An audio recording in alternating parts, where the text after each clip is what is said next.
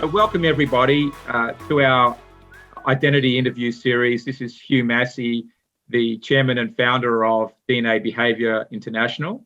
And today I am delighted to be here with Jill O'Neill, who is the leader of SISIP in Canada, based in Ottawa, which is a leading financial services firm that specifically focuses on serving the Canadian military community. And Jill's done a lot of work over the years with financial advisors, but I think there's a bigger story behind that we're going to uncover today. So Jill, why don't we just start with getting some background history on your life and career that's brought you along to today. Absolutely. Thanks for having me on this call and this meeting. Looking forward to the discussion, Hugh. So, when I think about my career, I've spent a career basically in wealth management or financial services. I don't know that I need to go into my early careers and what I did in co-ops associated with my business program back in the day. But in essence, I've worked in a niche segment financial services company for physicians. I went on from there to working at one of the Canadian, what we call big five or big six banks, Bank of Montreal. And from there, I went to hang up my shingle, set up a consulting practice, and I continued working with another big bank. So I kind of went from small to mid-size financial services to big. And then I was headhunted for the role that, or the organization I'm with today. So in your career, was there, Jill, a pivotal moment that got you to shift from one thing to the next, or took you into the financial services market that inspired you to do that? Well, I think I've always known that I kind of dream forward and think forward about whether that's goal orientation for sporting pursuits. I was a competitive, or still am a competitive golfer. So very goal oriented, looking forward. So, having that goal orientation, around a sport like golf, that can be individual or team based, has provided some perspective or grounding for me in my career as I reflect on it. But what happened, I think the turning point, taking that orientation from the organization I was with early in my career, I spent almost 15 years with MD Financial, and that was a segmented niche provider with who served Canadian physicians and their families. I was always involved in some form of strategic planning and execution between kind of marketing and sales, and always looking at new and different ways to improve the overall experience delivered to clients. And back, of course, there was a leadership change there. I was kind of middle management or an assistant VP at the time. Leadership change came in, and they exited a number of people. I never thought it would be me, but it was. And I mean, as I've recognized since that, career changes and transitions happen every single day in organizations, whether that is of your doing or just organizational change and reorganization. So what happened really with that change was a time to kind of step back and reflect. But leaving that firm, somewhere I spent my formative years in the industry, was not a comfortable thing for me. I was, frustrated with some of the things that were happening, and I thought, I'd be with that firm for life. While it was the same organization, I had a number of different roles, sent in early career kind of executive leadership development programs and things of that nature. But when I was pushed outside of my comfort zone and had to kind of step back and say, well, now what do I want to do? That triggered the amygdala, if you will. So that emotional response to fight or flight. So I decided to fight, and I set about a plan to get out and build my network. A lot of the industry in Canada is based in Toronto. I'm a 4-hour drive from there, or a 1-hour flight. So a lot of my industry connections were in Toronto. So I had to build a strong network here locally. And, I delved into that. And, just on my journey to figure out what is it that I want to do. We're not a we're not a large financial services center in Ottawa. While there are some firms, they're mostly a regional or locally based firm, either from one of the bigger FIs or financial institutions, or a smaller independent. So I never thought that I'd end up again in financial services, but through my networking and previous connections, I landed at BMO. So that going from a place of comfort, and I don't want to say complacency, but perhaps I was a bit complacent, to a place where now I had to do something differently. I'm proud of myself for that fight and building the network, and tapping into relationships and understanding that there's a whole world out there. And so I fought, and I essentially rebranded myself and my interests and what I wanted to do, and I haven't looked back since. Yeah, well, that's quite a journey. I think we all have to be resilient, Jill, to survive, and sometimes it's how you deal with the adversity Right. That really dictates your success. Mm-hmm. Now, the question I've been dying to ask is, how much of that did you learn on the golf course? Well, there could be some of that. I think whether it's golf or something in the arts, or another sport, particularly when you compete in my case, I was competing at national and had some international exposure back as a junior golfer.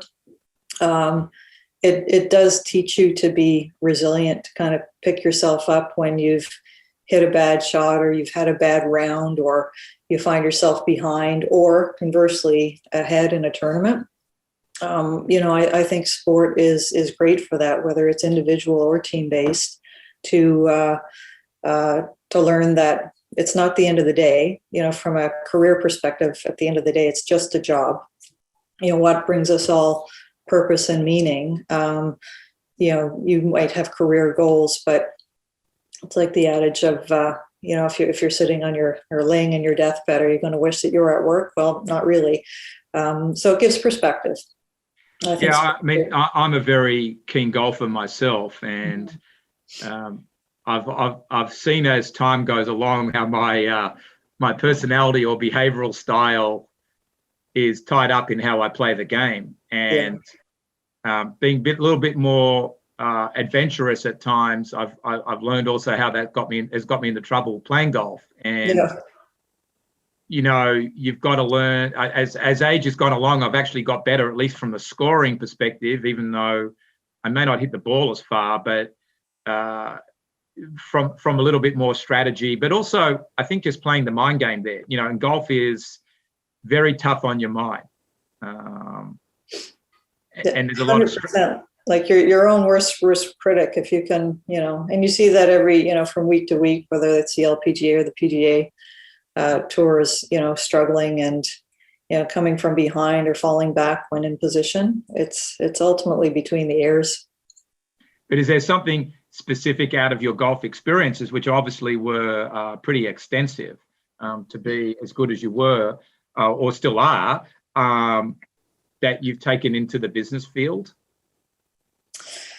Yeah, I think it would just have to be the perseverance and persistence. Clearly, to be good in any sport, you need to practice, and in any career, you need to hone your skills. And I just think that perseverance and patience does win the day. There's no kind of 0 to 60 quickly. either in sport or in life or career. So I think it just taught me to be patient to a degree, to pick myself up, as I said earlier, and there's also a degree of I think of creativity. My husband will marvel sometimes. Like I'm in the middle of the woods somewhere, and magically I find myself out and in for par or something much less than a quadruple bogey or something. And it's like, how did you do that? And well, you got to think creatively to manipulate some of the shots that you can. And I happen to have some of the abilities to be able to perform. Not always, but sometimes it works. And I think comes with that extreme confidence. Mm-hmm. To do that, you got to back yourself and not get nervous and just play the shot. And confidence is breeded through previous success and practice. Why do you have pro golfers out there continuously reinventing skills that us amateurs view as, well, why would Tiger reconstruct his swing, or any other golfer out there? And it's because they want to continuously improve. And if I'm to translate that into career, you're only going to grow and develop if you put challenges in front of you, or if they're put in front of you by someone else. Going back to my MD example, was I comfortable and complacent? Maybe. I felt that I was still learning at that point in time, because it was much earlier in my career. But I wasn't being challenged by the organization. And in turn, I wasn't challenging myself.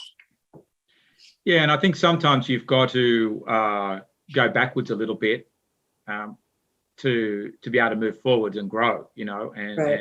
And sporting stars, golfers particularly do it, but I think that happens in quite a number of sports. You've got to it's working on the technique.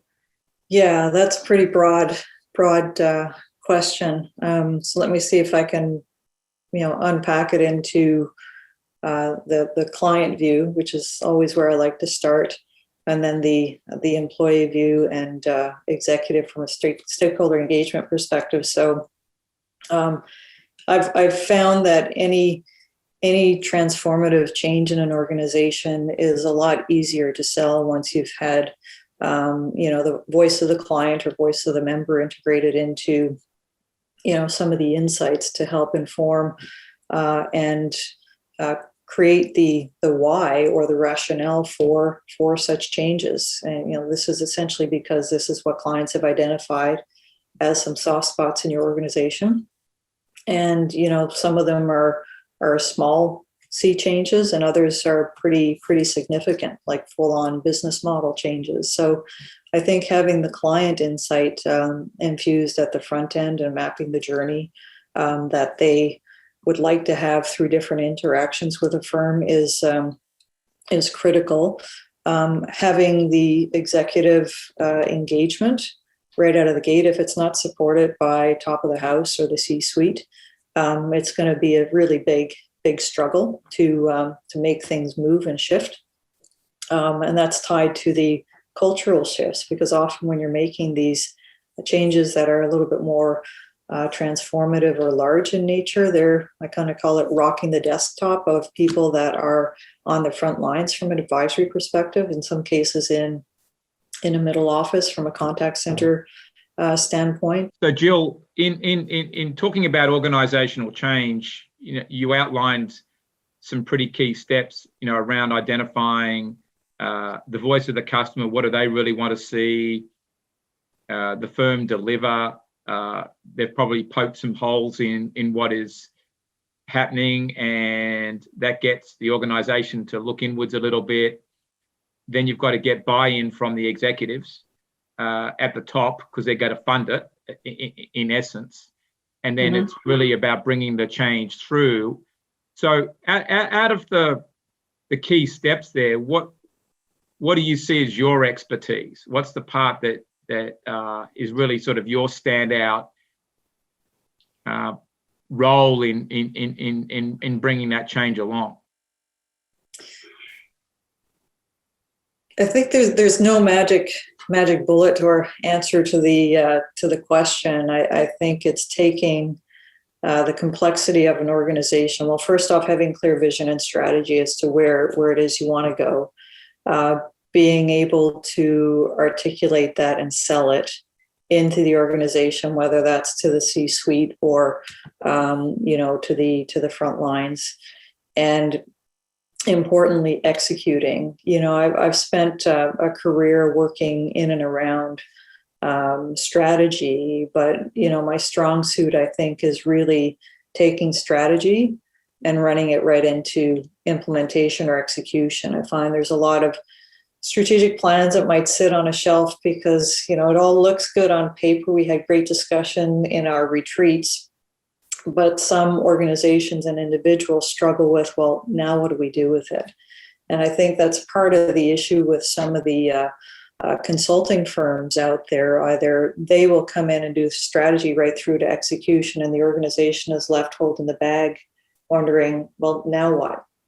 Yeah. So you need to kind of be brought along that learning continuum to ensure that the knowledge is transferred and things are properly understood. And when I had my consulting practice, that's what I think I did well with, and it continues to serve me well, even in my current capacity. Because there's a lot of people to bring along and different stakeholders. Yeah. To get things executed, and it needs patience and a lot more time than you would ever imagine. I think is. And I think the communication is so easy, yet it's so complicated for many to execute on. Whether that's in your personal relationships or your work relationships. A lot of challenges that organizations have or teams have can be resolved with clear, open, and transparent communication. Ideally aligned to a plan. And when you look at effective change strategies, they're often founded on really great communications. And that's something I'm not saying I'm perfect at it, but it's a key contributor to effectuate change. And so, yeah, and I agree with that. And that's the part that's hard. And you've got to get people with different learning styles. The way they process information is different. They've come from different understandings. And if they've got roadblocks in their mind or fears, which could be different depending on their journeys, you've got to unravel all of those. And communication's the only way at the end of the day. But if we take your business DNA style. So, you've completed the DNA behaviors, business DNA discovery, and you're an initiator, and also very pioneering and creative. When you got that, what did you think? How did you feel? How did you react? What was it saying to you? Well, I thought it was bang on. I think in careers we've all completed these different assessments, but for me, I've been a fan of the DNA assessment because it's so accurate personally, and as I've looked at it for teams, then it really starts to paint a picture of both the opportunities and the challenges that teams face, and how much it can inform what goes forward. I know.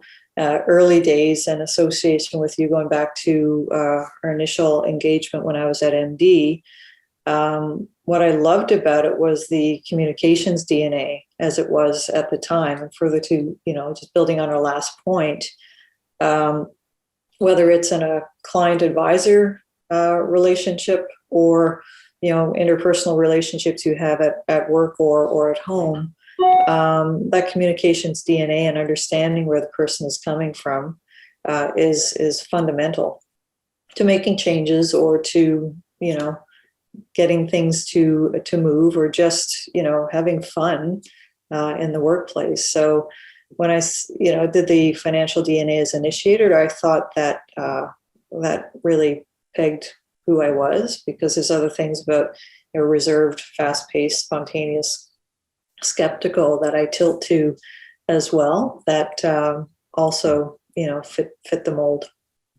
But also it's brought out how pioneering you are and extremely competitive for achieving goals, which, you used that word earlier on about your golf exploits, and which you've got to be competitive to really stick at it in a sport like golf.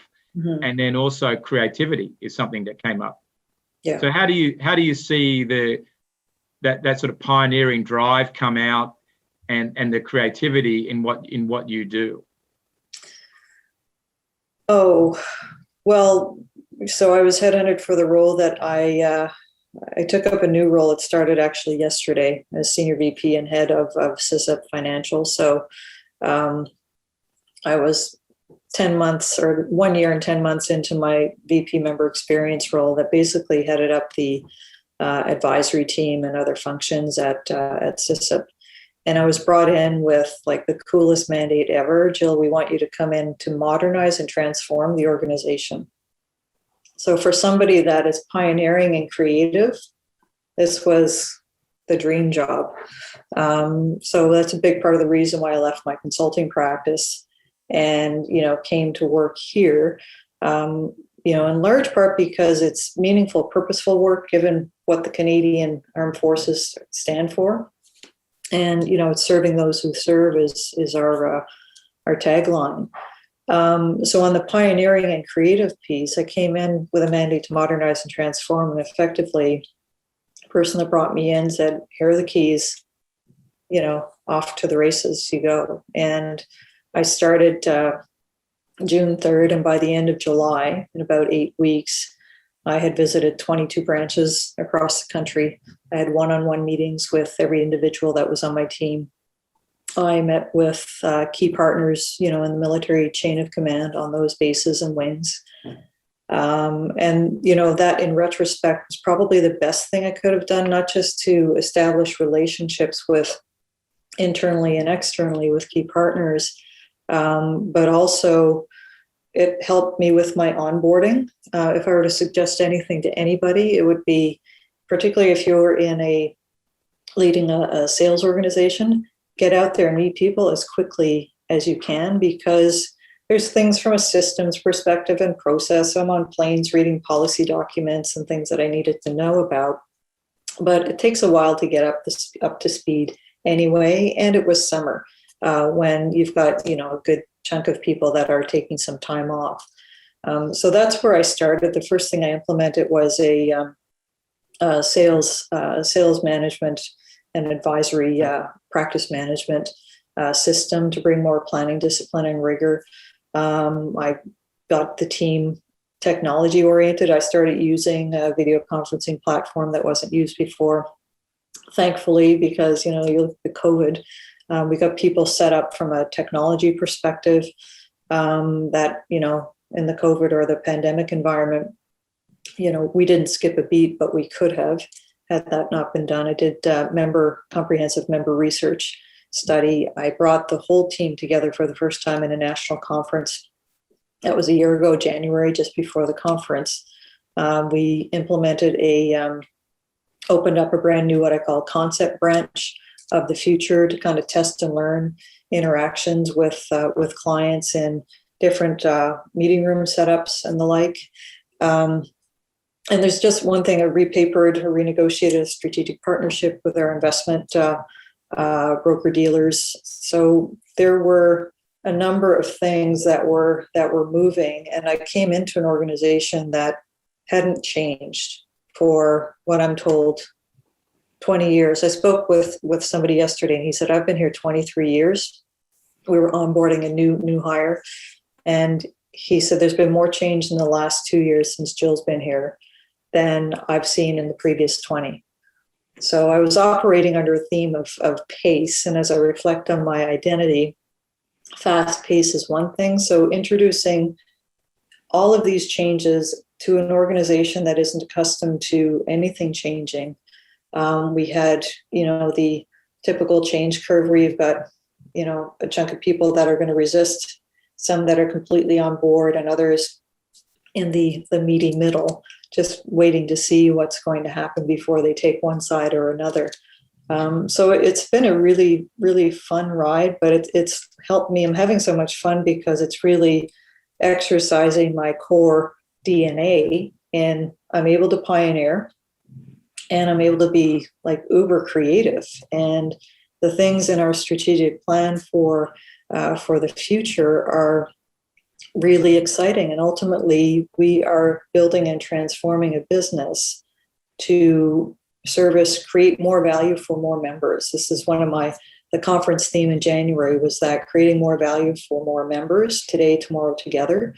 And that's a bit of a mantra that I've taken on in my communications, and it's very much the direction we've been going. So, when I get a refresh, in preparation for this, I'm looking at my profile and thinking, yeah, no wonder I'm having so much fun, because this is what I like to do. It's playing to my strengths.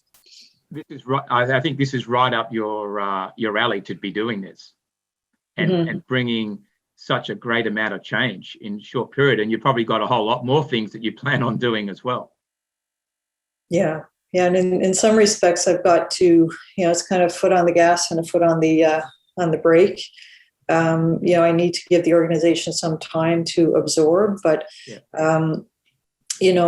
I've said to, colleagues and folks that in many respects, COVID and the pandemic was a bit of a platinum bullet for us, because I knew that we needed to make some of the changes, like say going virtual with our client meetings that were previously only held in our bricks and mortar branches, to going virtual, because we've got to scale and we've got to provide clients with service, when they want to be served. So we need to change our office hours, for example, and that's faced some resistance. And I've gotten, well, why are we changing that? Why are we extending our days? We close our branches at 4:00. Well, not anymore. So let's just test this. And because we've been in COVID, I've got, teams and advisors that would like to work in the evening, because they're kind of balance off home care, elder care with, with their partner, spouses, or family. So their good time to get work done is in the evening. So it's been interesting. I mean, COVID has certainly posed a lot of challenges for businesses, but for us, it's really opened the door to help move the team along and dream of what is possible. And I'm moving people, not everybody. We still have some resistors, but I'm moving people that I never thought would be coming along for the ride, but they are. I think what COVID's allowed is, if, as you said, if you've unlocked people's minds, it's perhaps accelerated things to happen that might have otherwise taken 3 or 4 years to do, with a lot of coaching and coaxing along and dragging people along by the heels a little bit. It's accelerated a lot of change that inevitably probably had to happen to be, if you're going to be member centric. Right. So if we look at your identity, Jill, and sort of where just pinpointing what you see as your greatest impact on SISP, and just generally speaking with financial services businesses, what would you pinpoint that to be in the way you go about things? I think it's making connections with people. It comes back to the ability to understand another person's perspective and try to reorient them to a new way of doing things. It's a lot of inside selling, if you will, and having that deeper discovery. One of the things I introduced at BMO and at Scotia Wealth were a client discovery tool. And, it starts with, it's kind of shifting from that traditional product focus push to something that's more goals-based, needs-based, looking at it from the client's perspective. And I kind of turn that on, looking at things, or trying to look things as I can on the employee's perspective when it's an inside selling proposition, and trying to understand what are the drivers and motivators behind their resistance or their adoption, and getting them on board with the changes. And very often it's been well documented in change. If you can convert a resistor and get them on your team, then they'll be your biggest and strongest advocate. So I think it's all about building or establishing those deeper connections and building more meaningful relationships in business and in life. So if I took that, building the connections is a very key part, and I think you've explained it pretty well. Communication, removing barriers, getting the resistors to see things a different way. Do you see that as a bigger impact in terms of what you do than maybe your creative design abilities? Because comes with the strategy is you're able to help the organisation creatively see what they need to do to be part of, if you want to call it, the new world. Mm-hmm. So what's stronger? What do you think is stronger for you, the creative part or the building connections part? That's a tough one. I think I intended it to be tough, but I would probably have to say the creative part, because then, once you can identify, the vision and strategy, you've got a bit of a narrative and something compelling to move people toward. And it's the communication that helps with the execution.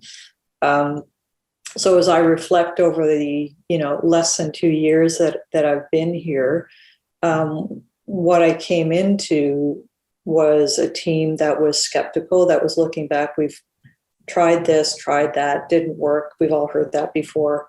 To, as I check things off the list, they now know that when I say we're going to do something, we do it. So there's that belief metric that, has dramatically shifted, and that's come through articulating a compelling vision and roadmap as to how we're going to get there, and just chipping away at things. Like in this recent change, I was talking to a colleague this morning, and essentially the person that left, retired from the organization that created the opportunity for me, managed two parts of the organization. One is kind of retail sales, and the other is financial services. So they've wisely taken those two very different mandates, split them into two. So he and I were talking about some changes this morning, and he's got, for lack of better description, an administrative kind of shared services type of pool. And I said, why don't we just take that and consolidate? I know, our predecessor has retired, but that doesn't that doesn't necessarily mean we need to change some of what was previously a shared services, because we're in two different roles. So it was, kind of thinking creatively, I can help cost share that from, his perspective, because we're a bigger revenue driver in the overall enterprise.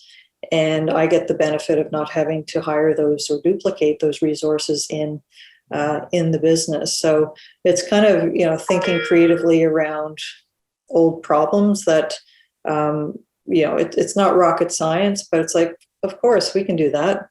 So, now we've done it. We've got a meeting set up, I think, for next week, get the team together, identify what they need to do, divvy it up, and, we're great. So it's a win for me, because I've got people on my team that won't have to be doing some of that administrative stuff anymore. And they're going to win on that side, because it's kind of a best fit sort of activity. And, they'll get some money to pay for it all. Yeah. So, Jill, as I've piecing that together, creativity is something that's important. I think managing the change process and then communicating it. Mm-hmm. So I suppose if I was sort of piecing together your identity and that higher place that you want to aspire to, if we combine those three words, that's really getting us to that place, being sort of a creative change communicator. Mm-hmm. The other one would be a creative change visionary. Mm-hmm. But that may not get across the communication part. Yeah, and I think going back to my goal orientation and golf foundation, for me, the execution is all, it's all about getting stuff done. So fast-paced execution, is everything done, to perfection? Absolutely not. But being able to articulate a vision and see it through the continuum to execution to ultimately move the dial in the business and create a better experience for members of the armed forces doesn't get much better than that. Hopefully engaging clients along the way. Yeah, well, I mean, that's the end result. So really, it's bringing along the creative change. It's communicating it, getting people to see the vision and executing it. Mm-hmm. To me, they're the components. Mm-hmm. And then you've got the drive and perseverance to make sure it happens. Because I think there are lots of people out there that can see it, but they're not going to stick with it over a 2 to 5 year period to actually see it all through. That's the big difference. Right. And a lot of people give up on the journey. But you've got to keep communicating to the people above to ensure they stay with it, because I think that's also one of the things I've seen is people buy into the idea and then suddenly it gets a bit hard or it's costing more money and they don't want to keep going. Mm-hmm. And you just revert back to the old. And it's a little bit probably like playing golf. It's easy to revert back to the old swing plane when you need to change it. Or grip with the club. So, right. Yeah, so I think that's, to me, I've learned a lot more about you today, Jill, in this, particularly not so much the creative part, because I think I knew that was there, but it's the communication part and how much you brought that out and your ability to use those skills to unlock everybody to get to the goal. And how important that is. Mm-hmm. And that's a gift in its own right. Well, and I think, one of the learnings there for me on reflection is, particularly when I was consulting, you could bring some good ideas to the table to help inform the strategy and the implementation plan for a client.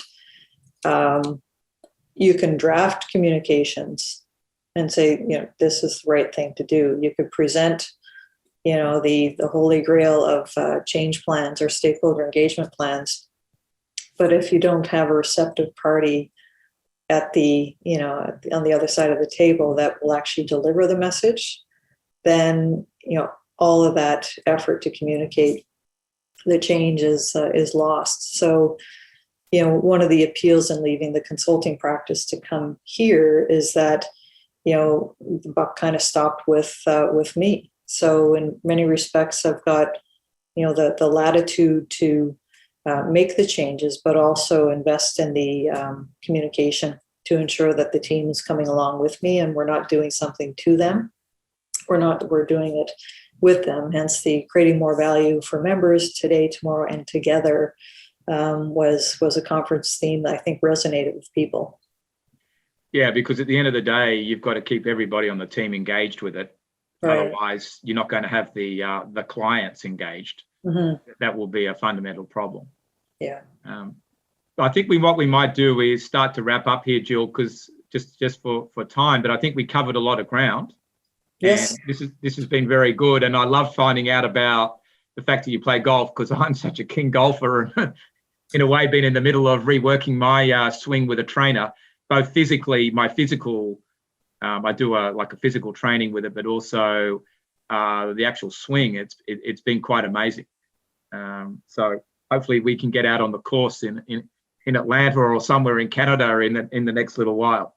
That would be awesome. But is there a book or a video or something that you would say to other people that might be listening to this that they should read, listen to, or something that they should do as a hot tip? It's interesting. I haven't read it yet, but I just ordered this off Amazon, and it's an old book by Peter Block. I think it comes from 1984, and it's stewardship.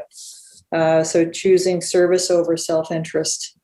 This was recommended to me by a close confidant and mentor.